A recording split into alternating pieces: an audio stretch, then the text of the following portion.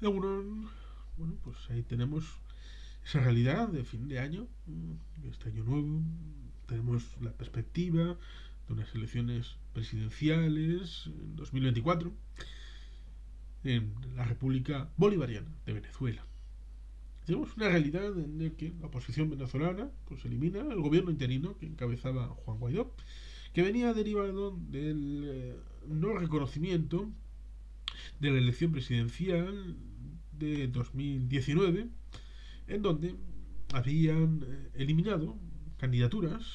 por el hecho de no participar en el referéndum constitucional, es decir, la elección a asamblea constituyente, que no generó ninguna constitución, sigue mandando la vigente del año 1999, ratificada en el año 2000, eh, y variada en dos momentos puntuales en la época de Hugo Rafael Chávez Frías. Pero como hubo gente que no participó en esas elecciones a Asamblea Nacional Constituyente de modelo mussoliniano, sí, estoy diciéndolo con toda la carga de la prueba, mussoliniano de la época fascista italiana, con votos no solamente por persona, sino también por colectivo, por profesión. Había gente que tenía dos, tres votos a la hora de generar compromisarios a esa Asamblea Nacional Constituyente, por ser periodista, por ser estudiante, por ser parte de un colectivo, lo cual ciertamente es algo que cualquier democracia aborrecería completamente. Por tanto, ciertamente tenemos ese tracto que retrotrae al hecho fundamental de la pérdida de la Asamblea Nacional en diciembre del año 15, con aquella elección que por 2/3 la oposición ganó. Y esa asamblea es la que acabó por desconocer 4 años después el mandato presuntamente de el señor Nicolás Maduro Moros. Por tanto, ciertamente, por iniciativa, la verdad, hay que decir lo que significa este hecho que inició con el vacío de poder sucintamente constitucional, como lo comentamos con Estefanía Meléndez,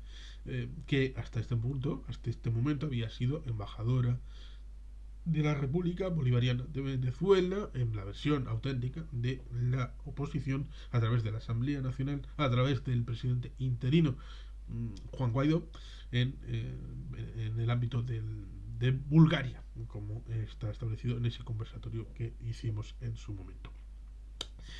La instancia contaba con el reconocimiento de Estados Unidos y un grupo de países. Guaidó ha advertido que eliminar el interinato representa un salto al vacío, es decir, ir a la nada.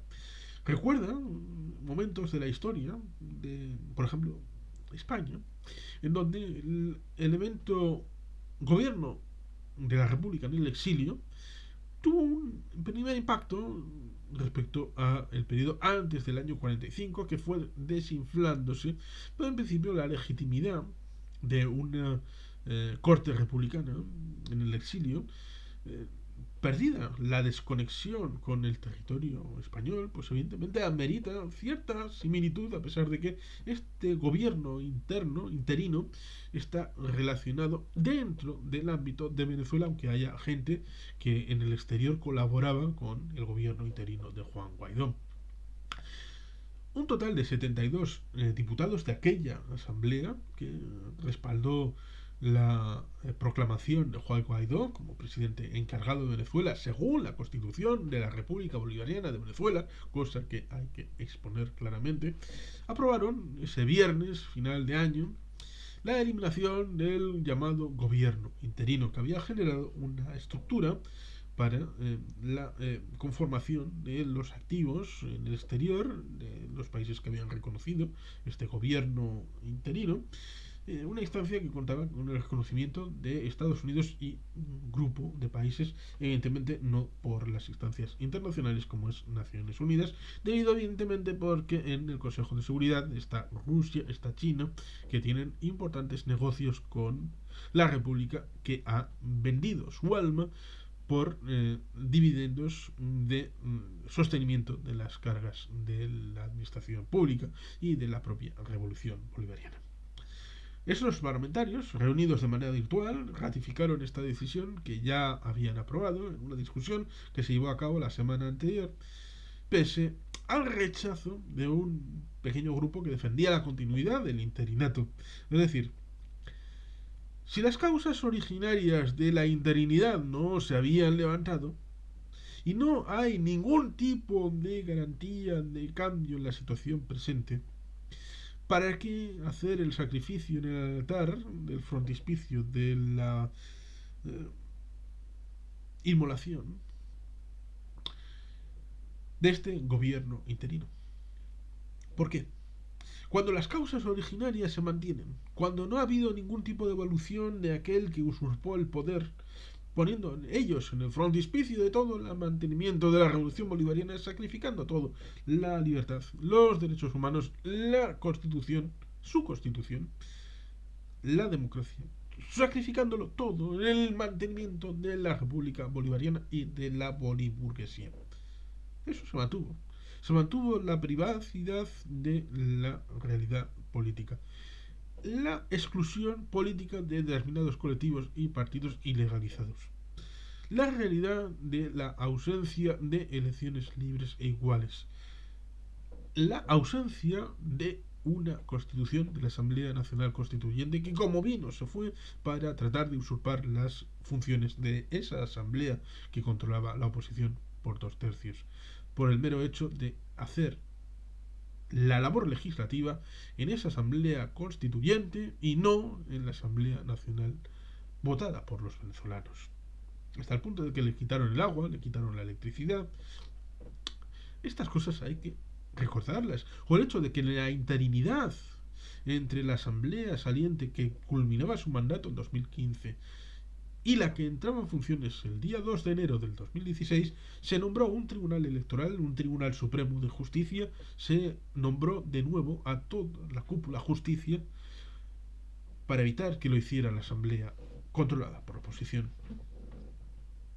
Estas cosas hay que recordarlas antes de evaluar esta realidad con un autogolpe que se da la propia oposición con noticias como esta. Asimismo, acordaron mantener activa la Asamblea Nacional elegida en 2015, que no reconoce la legitimidad del legislativo instalado en 2021 de mayoría oficialista. Únicamente para legislar en torno a la protección de los recursos de Venezuela en el extranjero, que hasta ahora han sido controlados por el gobierno interino. El planteamiento de Guaidó, que era preservar el interinato, fue respaldado por 23 diputados que calificaron la eliminación de esta figura como magnicidio jurídico. 8 opositores, algunos independientes y otros de los partidos Encuentro Ciudadano, Proyecto Venezuela, se abstuvieron en la votación al cuestionar la legalidad constitucional de la propuesta presentada por las formaciones Acción Democrática, Primero Justicia y Un Nuevo Tiempo. Por tanto, estamos contando que son 72 más 23 más 8. Son total 103 diputados de aquella Asamblea Nacional. Que, por lo tanto, estamos hablando de los 2/3 de aquella Asamblea. Antes de la votación, Guaidó advirtió que eliminar el interinato representa un salto al vacío, por lo que pidió a los integrantes de estos 4 partidos defender la institucionalidad de la lucha opositora representada en la figura del gobierno interino por encima de nombres e intereses partidistas. Ahí tenemos pues una realidad que evidentemente es complicada, compleja.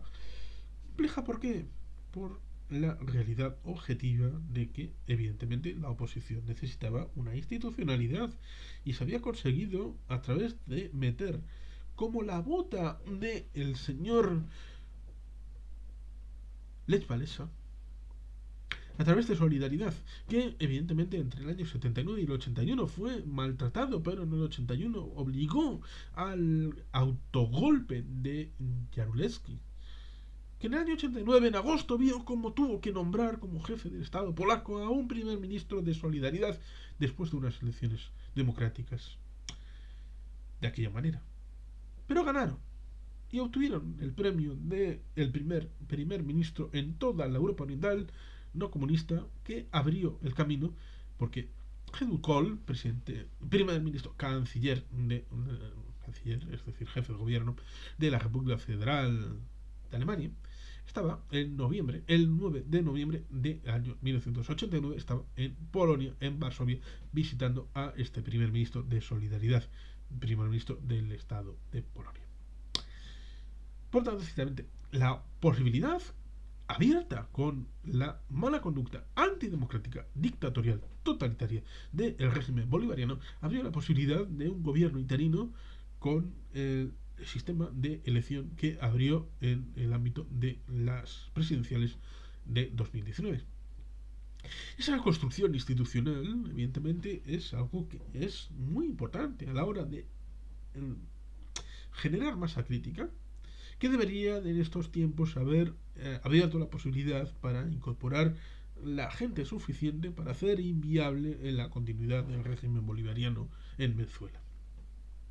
¿Qué pasa? Pues que evidentemente la circunstancia ha ido continuando, mal que bien. El dinero ha seguido fluyendo de parte de China y de Rusia. El control político y militar por parte de Cuba ha seguido sosteniendo una realidad depauperada, en donde han llegado a bajar en prácticamente 10 años de un Producto Interior Bruto cercano a los 470.000, 450.000 millones de dólares a un Producto Interior Bruto de 42.000. Parece que se ha recuperado, duplicado a unos 80.000 millones, pero esto significa que está en un rango, antes estaba en un rango similar a Bolivia y ahora está en un rango similar a Luxemburgo, un gran país que otrora rivalizaba con Colombia en el Producto Interior Bruto sudamericano y ahora pues evidentemente está en un bajón muy importante,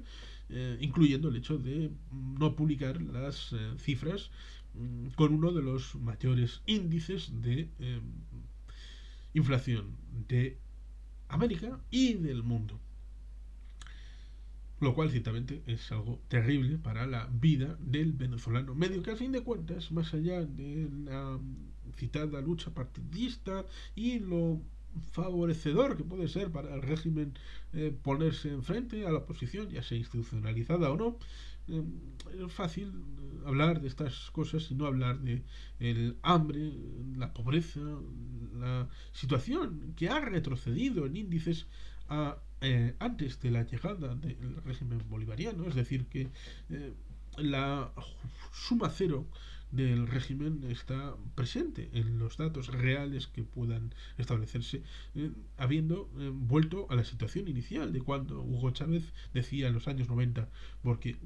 está muy mal Venezuela, pero un régimen distinto, una quinta república vendrá aquí a solucionar los problemas, a hablar con el pueblo, darle casas a los de los cerros, hablar con el pueblo y con los que están lejos de las grandes ciudades, que son la gran mayoría de la masa votante y que son olvidados por el sistema de punto fijo y de la Constitución de 1961. Esa gran prosa florida que encandiló a la gente, incluso a los grandes magnates, en cantidad suficiente para que en el año 1998, con la divinidad de los candidatos del antiguo régimen de la Cuarta República y su disgregación y atomización, pues evidentemente abrieron la posibilidad a Hugo Rafael Chávez Frías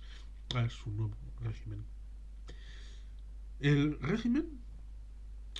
y muchos de los corifeos en redes sociales hablan de que son elecciones perfectamente democráticas, cogiendo como ejemplo el hecho de que en 2004 la Carter Foundation dijo que aquel referéndum revocatorio fue perfectamente constitucional y muy democrático. Pero estamos hablando de 2022, no de 2004, y la realidad debe de valorarse con los hechos de 2022. Evidentemente, hacer el acuerdo de la disolución del gobierno interino va contra los principios, en tanto en cuanto no hay más negociación que haya cristalizado en algo, como es la forma de alivio en la forma de vida del venezolano, lo cual a algún venezolano le vendrá bien, pero es una negociación táctica puntual de carácter social que no cambia el régimen ni ofrece una posibilidad de transición hacia una sexta república distinta, democrática, nueva, participativa, protagónica de verdad, lo cual evidentemente significa que el mantenimiento del régimen ha visto como el de enfrente, el gobierno interino, Juan Guaidó, ha sido apuñalado por la espalda por sus propios correligionarios. ¿Para obtener qué? ¿Para obtener qué? Esa es la pregunta que hay que hacerse. Para mantener el régimen, para que igual Nicolás Maduro sea el candidato, o Diosdado Cabello, o cualquier otra personalidad que en estos años ha adquirido prominencia en el régimen bolivariano dentro del PSUV. ¿Para hacer qué? Esa es la pregunta que hay que hacerse dentro del elemento opositor. ¿Para qué sirve la puñalada por la espalda, cual Julio César, a Juan Guaidó? Has sido tú bruto, has apuñalado a Juan Guaidó. En fin, ahí está la reflexión. Y sin más, es que recasco a Juro Bat, Betty Gelpian.